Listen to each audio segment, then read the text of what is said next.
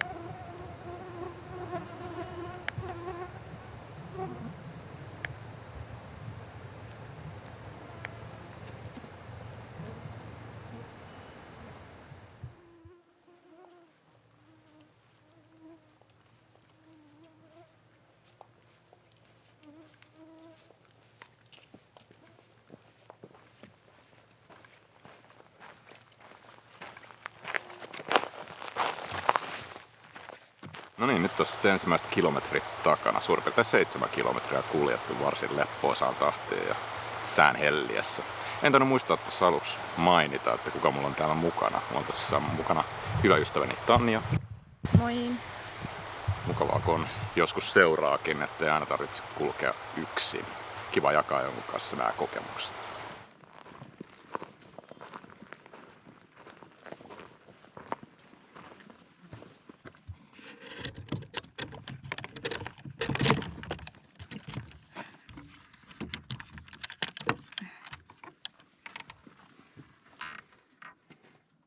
Pitäisikö yöpyä täällä? Joo.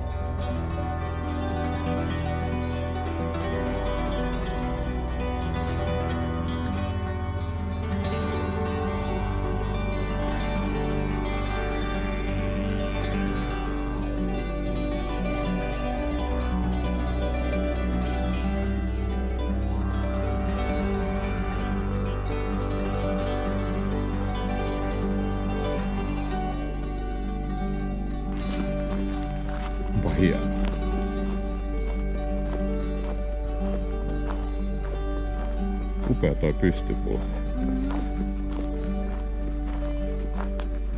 Ovi on haassa, täällä ei ole ketään.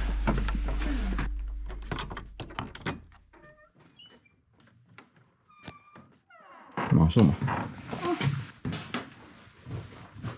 Kamina ja kunnon laveri. Ja huikeet näkymät. Ja leiri on pystyssä. Joku teistä saattaa ehkä tunnistaa tämän kaverin. Ei vain siis sen, että se on Nature Hiking Cloud Up 1, mutta kuka muistaa, kenen teotta tämä oli joskus.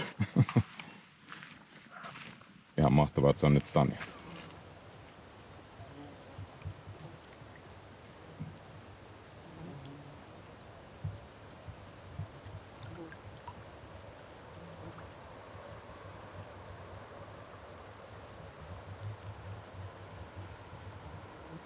Ensimmäinen päivä alkaa tulla päätökseen. Tai itse asiassa on tullut jo, sillä kello on 9:12, joten ollaan jo tiistain puolella. Tää on hieno päättää päivä tänne Kiertämäjärven, onkohan tämä nyt sitten ylemmän Kiertämäjärven rantaan. Nyt on syöty hyvin ja kaikki on valmiina sitä varten, että meikäläinen kömpii tuohon telttaan ja sanon tässä kohtaa hyvää yötä.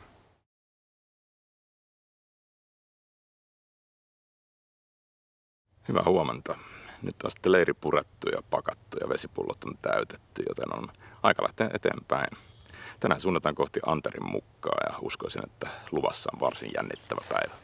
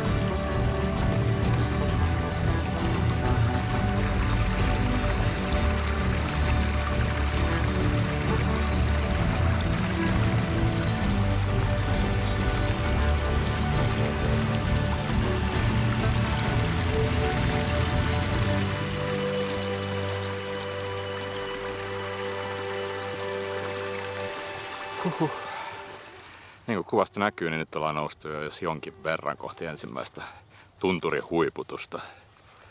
Näin helteellä niin ottaako aika koville, mutta mä uskoisin, että se on sen väärti. Ja tuo pilkahdus tuolla takana aukeavasta maisemasta vähän puhuu sen puolesta.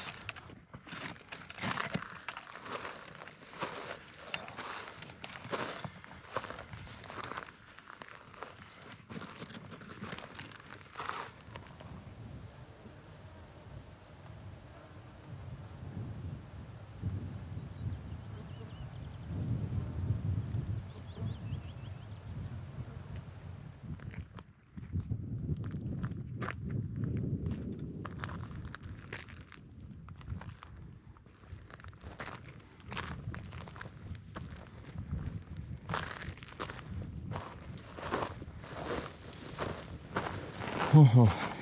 Ehkä se on tää iso kivi. Niinpä, ensimmäinen lakipiste saavutettu. Ja maisemat on varsin kohtuullisesti, sanoisin. Joo, aika hyvältä näyttää. Ja tuntuu just tällä hetkellä. Kyllä. Lumi viipyilää vielä.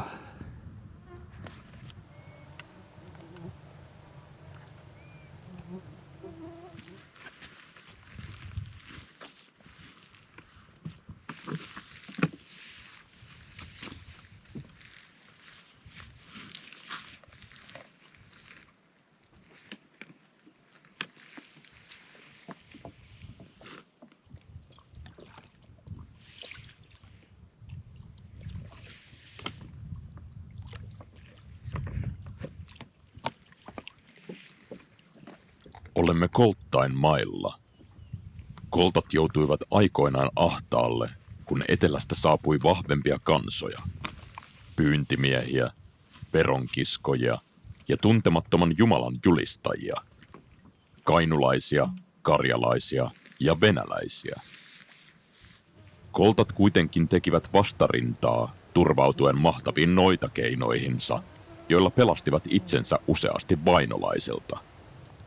Suomen suurimmat tietäjät hakivatkin näiltä seuduilta mahtinsa. Näitä seutuja kutsuttiin Tulilapiksi.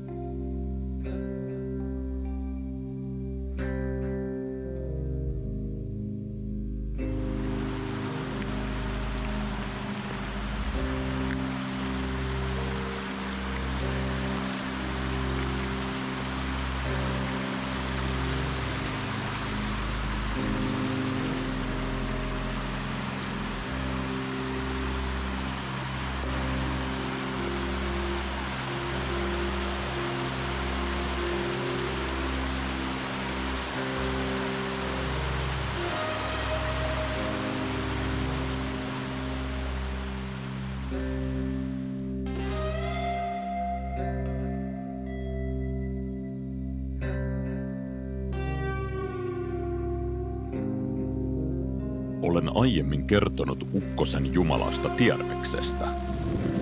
Ukkosella on hyvin jännittävää olla erämaassa. Sillä Tierves ajelee pahoja henkiä ja sytyttelee tuleen paikkoja, joissa niitä on runsaasti. Joskus Tierves iskee puuhun. Silloin pitää, jos vain uskaltaa, kiireesti kiertää se puu, jolloin Tierveksen silmä jää maahan puun juurelle, eikä hän pääse pois. Vuoden päästä tulee kiertää sama puu vielä kerran, ja taas vuoden päästä uudestaan. Silloin Tierveksen silmä muuttuu rahaksi, ja puun kiertäjä voi kaivaa puun alta itselleen aarteen. Juuri nyt oma henki tuntuu kaikkein arvokkaimmalta aarteelta.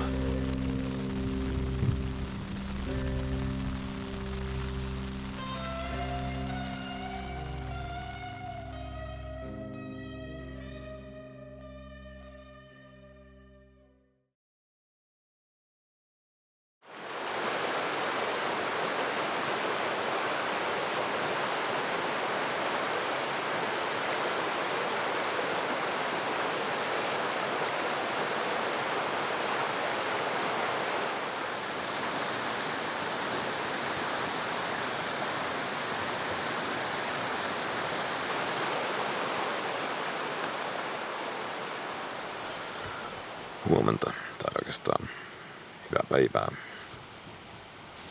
Kello on jo 1:30 päivällä. Eilen saavuttiin Anterin mukaan. Ja mitähän se kellosta olisi ollut? Olisiko se ollut jotain 2 yöllä, kun me saanut tällä telta ja leirin pystyyn. Eilinen päivä mentiin aika lailla polkujen ulkopuolella ja noustiin tuntureita.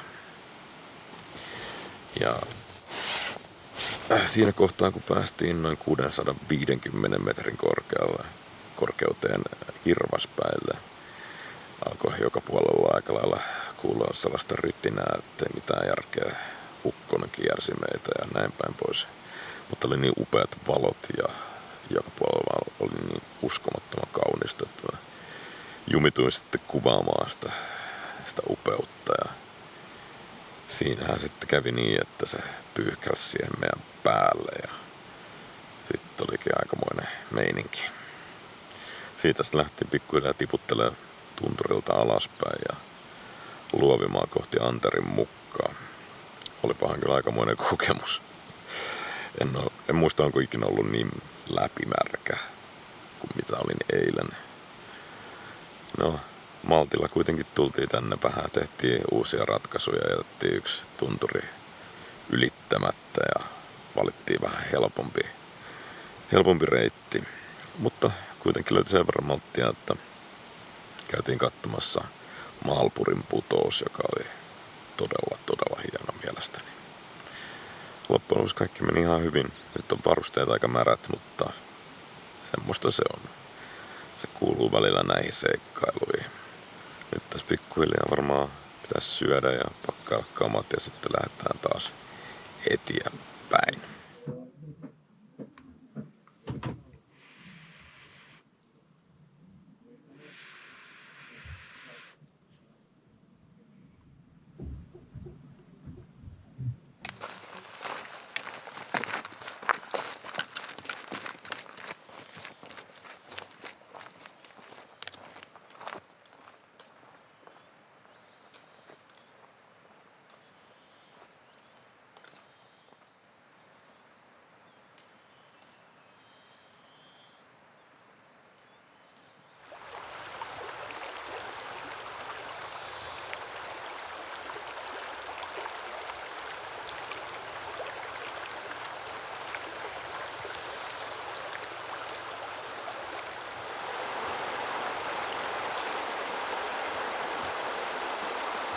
Päivän ensimmäiset kilometrit takana ja ensimmäinen tauko. Tämä paikka rupesi vaan jotenkin kutsumaan luokseen. Kattokaa näitä maisemia.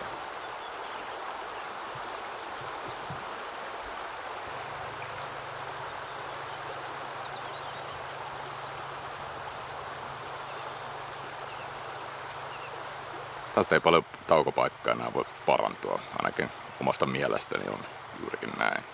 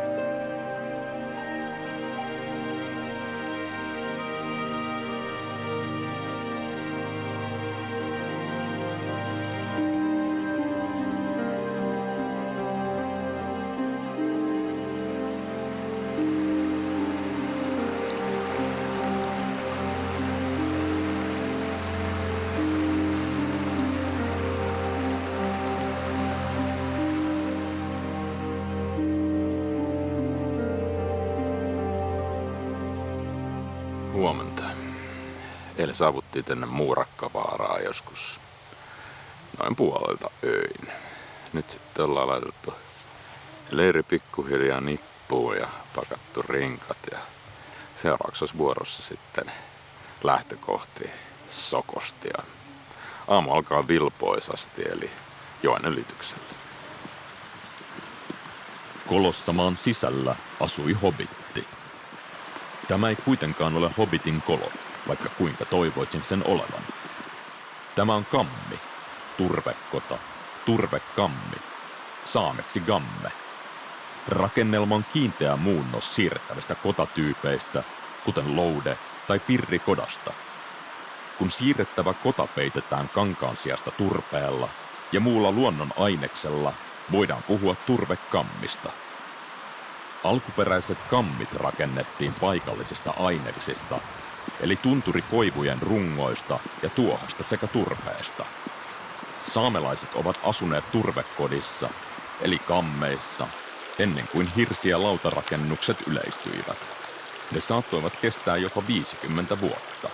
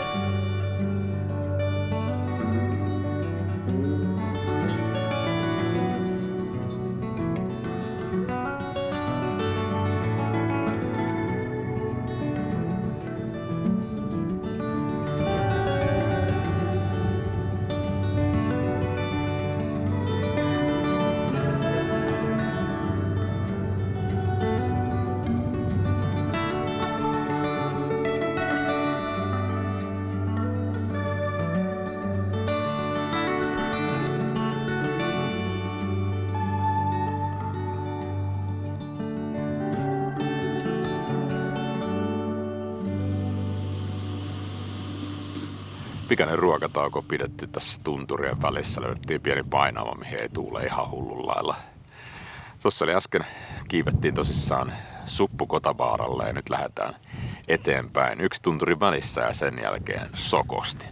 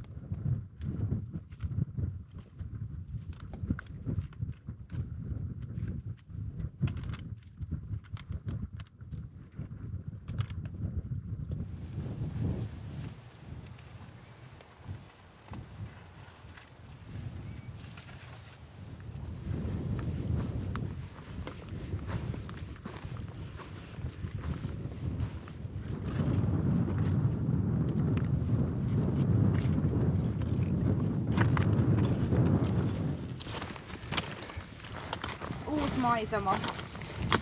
Joo. Niitä avautuu jatkuvasti. Oho. Kohti Sokosten huippua.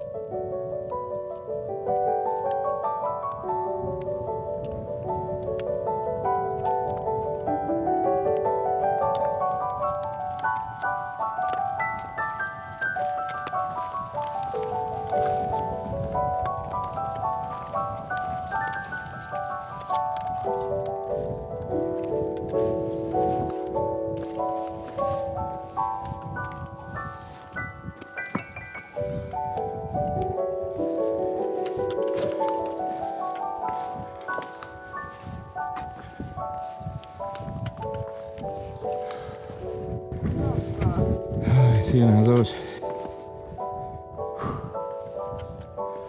Sokostin huippu.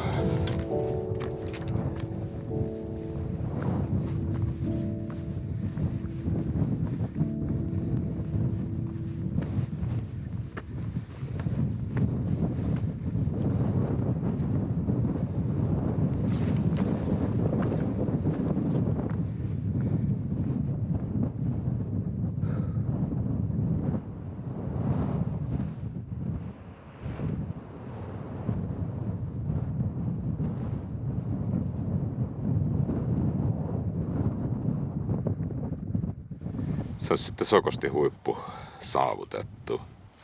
Ihan mieletön fiilis. Tänään on ollut niin huikeat säät, niin huikeat maisemat. Siis aivan käsittämätöntä. Yksi parhaimmista vaelluspäivistä ikinä. Sokosti merkkaa sitä, että nyt ollaan saavutettu 6 tunturin huippua. Ja niitä on vielä muutama edessä. Huomenna huikeita asioita, mitä odotan todella innollaan. Lumikuru ja paratiisikuru. Nyt fiilistellään jonkun aikaa täällä huipulla ja sitten ruvetaan laskeutumaan kohti Luirojärveä.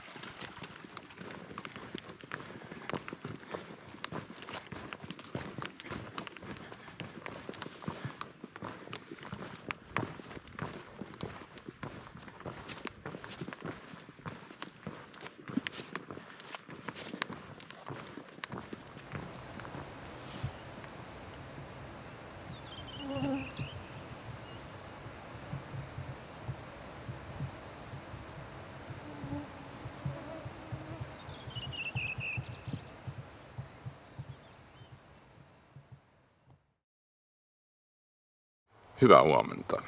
Nyt on sitten yö takana täällä Luirojärvellä ja pikkuhiljaa pakataan kamoja nippuun. Käytiin tuossa aamupesulla, jotenkin oli mahtavan virkistävää kyllä. Todella kuuma päivä tiedossa ja se tietää sitä, että tulee aika hikinen urakka, koska tänään noustaan katsomaan miltä näyttää lumikuru ja paratiisikuru. Nyt vielä viimeistelyt ja sitten eteenpäin.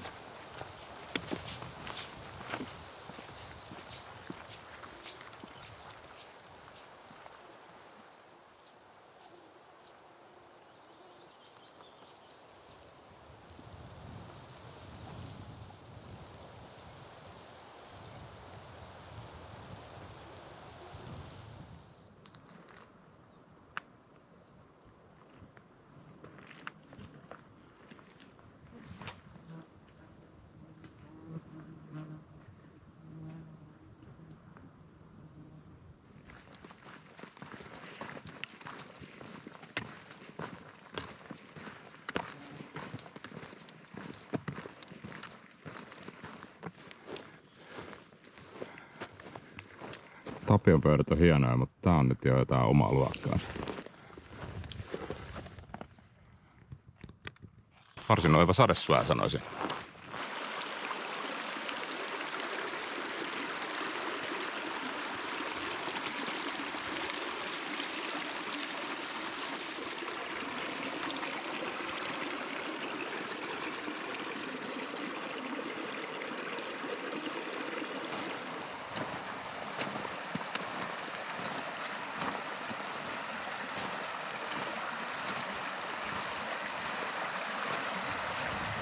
Kesällä vaellusreissuilla hellepäivät on varmaankin se suurin haaste. Siitä syystä kannattaakin muistaa pitää huolta jaloista ja yksi parhaimmista tavoista siihen on muistaa pitää taukoja, ottaa kengät pois ja mahdollisuuksien mukaan kulutella jalkoja tällaisissa viileissä pikkupuroissa tai joissa.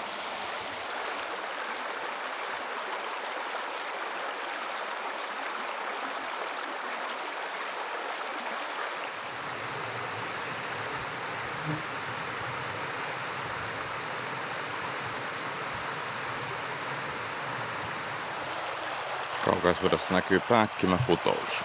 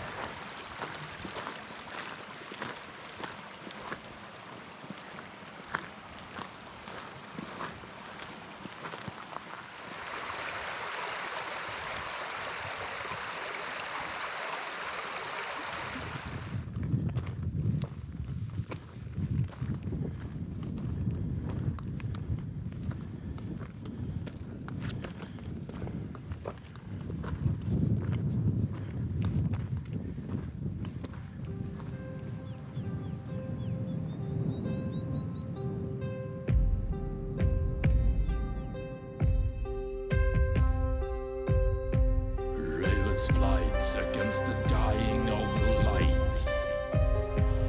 Who's calling me home throughout the night? Snowtop peaks, the ever watchful fell. Roaring rivers, the stories they can tell. Ocean's blaze feels rust and gold. The gods of old, I've been told, their secrets lie in the winds. With blood and fire it begins. Call it wild, I call it home. Call it wild, I call it home.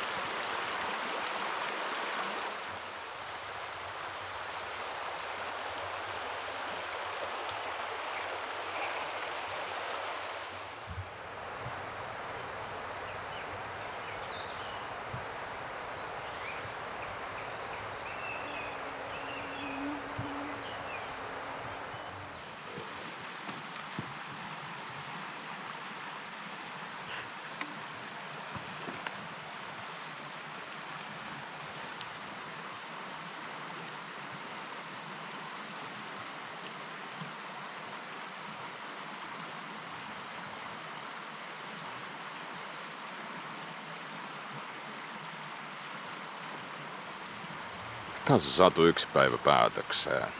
Eeppistä päivää vaan pukkaa toisen perään. Ihan uskomaton reissu. Ei löydy tässä kohtaa enää kyllä ollenkaan sanoja. Mut jos oot tykännyt mun videosta tähän asti, niin pyydän sinua harkitsemaan kanavani tilausta ja käy heittämässä yläpeukkua. Jos on jotain kysymyksiä, kommentteja, mitä tahansa mitä haluat jakaa, niin laita kommenttia alle. Tässä kohtaa Sarvioja kiittää, kuittaa ja hyvää yötä. Katsotaan mitä huominen tuo tullessaan.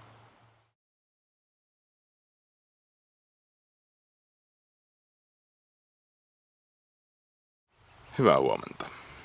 Aika heikosti nukuttu yön takana, mutta mieli on silti virkeä ja innoissaan lähdössä taas eteenpäin. Tästä Sarviojalta lähdetään nyt sitten Luopioaan tonne Lankojärvelle päin erinäisten mutkien kautta. Mennään katsomaan mitä edessäpäin häämöttää.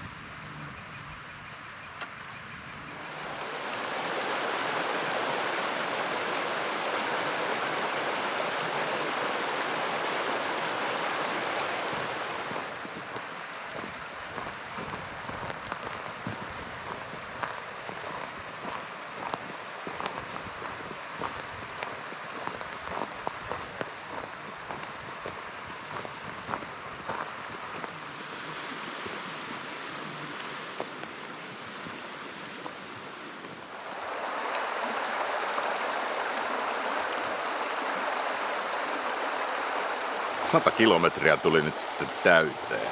Sen kunniaksi ollaan nyt pysähdytty tähän upean joen varteen ja syöty lounas. Vähän pitää vielä huljutella varpaita ja levätä ja sitten jaksaa taas eteenpäin. Noin 10 kilometriä olisi vielä jäljellä tänään.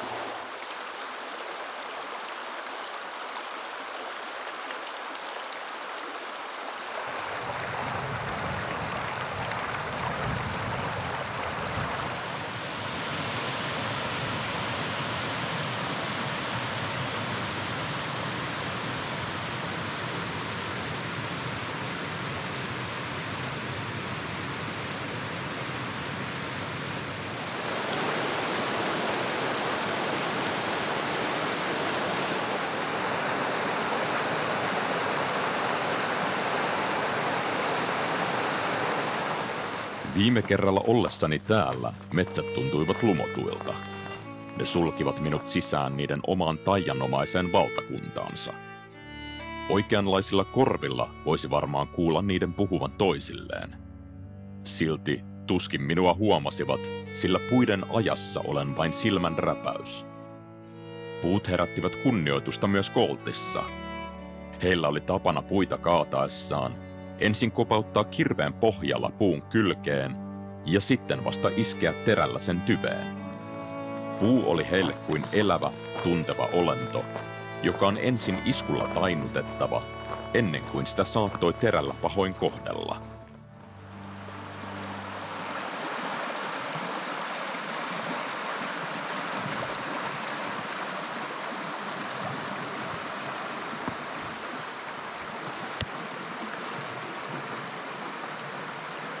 Kuten kuvasta näkyy, ylitimme juuri joen.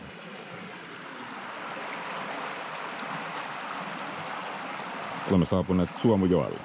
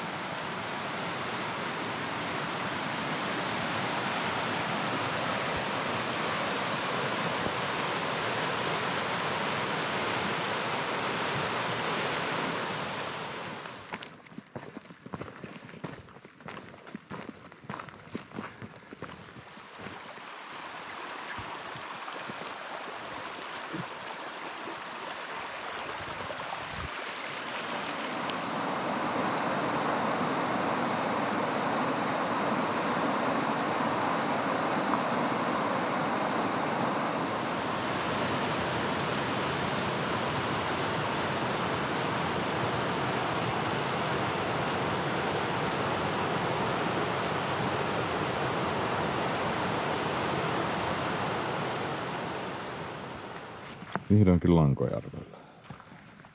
Tänään mennään palavoimella teltalla. Ei vaan jaksa enempää. Todella rankka päivä, hirveät helteet. No, takana joku 113 kilometriä ja huomenna viimeinen rykäsy, joka on noin 20 kilometriä, niin päästään Kiilopäälle. Ei muuta kuin hyvää yötä.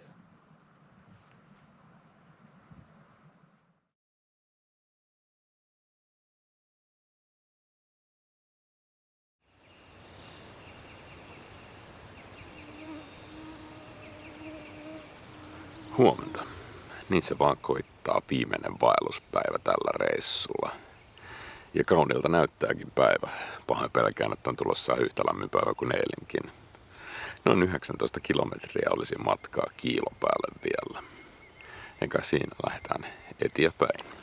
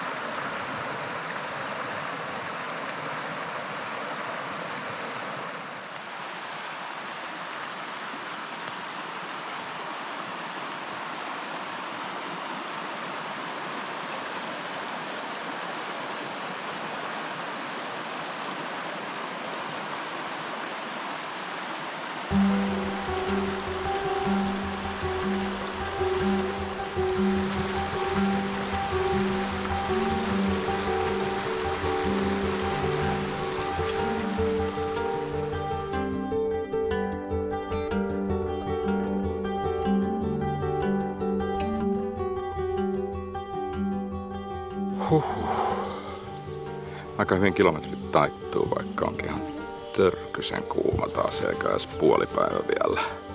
Tänään lähdettiin liikenteeseen ja 6:30, että ehdittäisi taittaa mahdollisimman paljon kilometrejä ennen kuin alkaa se pahin helle. Aikamoista. 7 kilometriä tosiaan takana. 12 reilu edessä.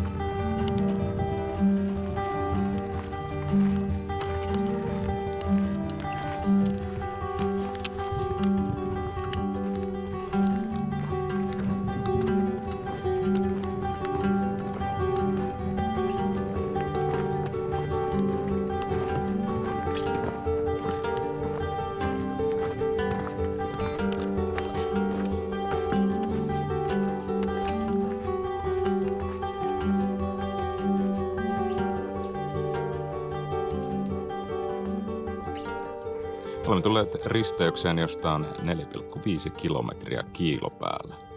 Tässä kohtaa me ollaan ylitetty 7 tunturia, tai itse asiassa huiputettu 7 tunturia ja ylitetty kourallinen siihen vielä päälle. Joten on aikamoista hommaa. Siinä kohtaa kun kiilopäälle päästään, niin kilometrejä tulee kertymään noin 133,3 kilometriä, joten aikamoinen reissu ollut. Mitä tässä muuta voi tehdä kuin kiitos reissuseurasta. Kiitos. Kuinka ynnätä näin huikea reissu? Mielestäni se on aika lailla mahdotonta. Äsken tulikin hyvin siinä lueteltua jo niitä, mitä kaikkea ollaan ehditty kokea ja kuinka pitkällä matkalla tällä reissulla. Aivan mieletön reissu. Pakko sanoa, että varmaan yksi parhaimmista vaellusreissuista, jonka olen koskaan tehnyt. Kuinka polku vie mukanaan? Imussaan horisontissa nouseva aalto. Lumihuippuinen vaahtopää pidättää hengitystään kuin pysähtynyt hetki. Tuhatpäinen yleisö hurmiossaan lehvästön pyörteissä kohisee uusi veri. Virtaa askeleet vapaina kuin kesäyön nuotit. Kapustarinnan kutsuun vastaa tunturien kaiku. Tule, kulje kanssamme vuosisatojen halki. Tämä maailma on vain jättiläisen unta. Tunnen sen virrassa ja vuorten juurissa, pulssin, kuin riekon siipien kehärumpu tulen. Huuhtoutuu varjot syvälle kairan uomiin, kiidettään epämieluisia vieraita ruijaan. Merensuu huokaa turhuuksien kaanonia, suruista jäälauttoja, murheista vuoria. Puhaltaa uutta uskoa purjeisiini kiviulapan lempeästi asentoaan hakevat mainingit. Noustaan ylemmäs siipien syli yhä avoinna. Vain vapauteni muurit nousevat korkeammalle. Itse olen linnani muurit muurannut. Jos päästäisin nyt irti, veisi virta veneen. Karikoiden kantamattomiin, siljäisi tummat padot. Istahtaisin penkereelle, haukkoisin henkeä kuin hölmistynyt harri. Hymyilisin hymyä, jonka merkityksen ymmärtäisi vain ilmojen halki, tanssahteleva metsien lapsi.